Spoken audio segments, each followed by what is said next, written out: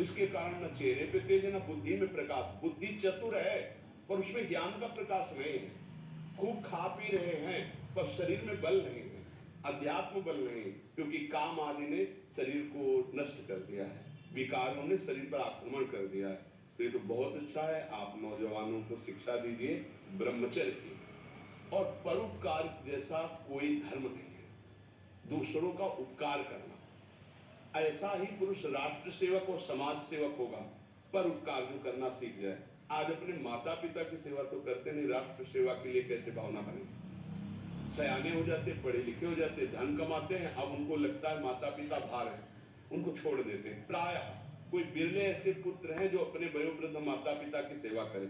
हमें लगता है उनको बैठकर शिक्षा देनी चाहिए कि माता पिता की सेवा, परिवार की सेवा, समाज की सेवा, राष्ट्र की सेवा, इसी से भगवान प्रसन्न होते हैं। अगर हम मंदिर में पूजा करें और बूढ़े माता पिता भूखे बैठे रहे तो भगवान कोई सेवा स्वीकार करने वाले नहीं, क्योंकि साक्षात प्रभु उनके हृदय में बैठे, उस समय वो असमर्थ है, उनकी सेवा करनी चाहिए। अगर अपने माता पिता की सेवा कर रहे तो राष्ट्र सेवा हो रही, क्योंकि वो राष्ट्र के एक सदस्य है, समाज के एक सदस्य है, परिवार के एक सदस्य है, और भगवान की भी सेवा हो रही, क्योंकि सबके हृदय में भगवान विराजमान है। तो बहुत उत्तम बात है। दो बातों से नवीन पीढ़ी को बचाया जाए, पहला व्यभिचार से जिससे ब्रह्मचर्य, और दूसरा आहार से।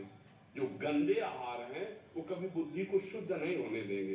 पवित्र आहार और सात्विक आहार किया जाए तभी हमारा देखो गांव में जो हमने देखा, गाय का दूध गाय का घी खाते थे, सीधे बाजरा और चना की रोटी खाते थे, 2.5 लीटर 5 लीटर घर में माठा सबके होता था, मठा, और ऐसा बल होता था कि देखने लायक शरीरों में रहता था। हमने देखा है अपने परिवार आदि को, कभी कोई निषिद्ध पदार्थ मतलब प्याज लहसुन का भी प्रवेश नहीं था, क्योंकि ऐसे को लोग। तो जिन लोगों को ये दिमाग में बैठ गया है कि मांस भक्षण करने से ही शरीर पुष्ट होगा, तो मैं प्रार्थना करता हूँ चर्बी बढ़ सकती है, लेकिन तुम्हारे अंदर मनोबल उस कोटि का नहीं होगा, क्योंकि दूसरे की हिंसा करके अपने शरीर का पोषण करने वाला बलवान नहीं हो सकता। बलवान होता दूसरे की रक्षा करके, अपने को कष्ट में रख करके, फिर वो महाबलवान होता है। कुछ दिन की बात है, इसके बाद फिर वो काम में नहीं आता शरीर, क्योंकि इस तरह से जो हम अधर्माचरण करेंगे वो आगे जाके बुढ़ापे में शरीर ऐसा फैल जाएगा कि लघुशंका सोच के लिए भी सहयोग की जरूरत पड़ेगी कि पहलवानी किस काम की, अगर हमें किसी और का सहयोग लेना पड़े। पवित्र भोजन, पवित्र आचरण और समाज सेवा। समाज सेवा में पशु पक्षी भी आते हैं।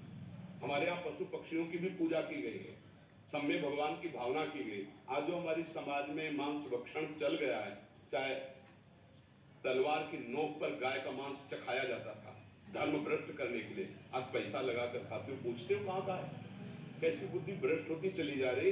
हम उस धर्मा अवलंबी हैं, धर्म पे चलने वाले हैं जहां गर्दन कटवा दी गई है पर चखा नहीं है। ये जो विदेशी जन आए थे, जो अधर्मावलंबन करने वाले आए थे, वो तलवार की नोक पर तो कटवा दी गर्दन, लेकिन गाय का मांस नहीं चखा। आप देश विदेश जाते हो, जो आपको मांस मिलता है वो आप पूछते हो क्या किसका है, बस खा लेते हैं।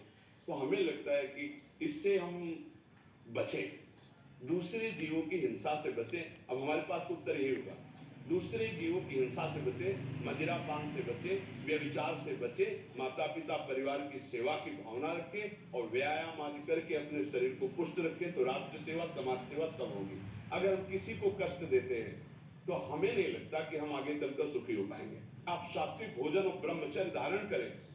हमने दो को देखा है, कानपुर में एक नामी पहलवान थे, मांस भक्षण करते थे। गांव का एक आदमी जो केवल दूध ही खाता था, वो उनसे सवाल थे शरीर में, देर न लगा 5 मिनट में पछाड़ दिया तो रो रहे थे बैठकर।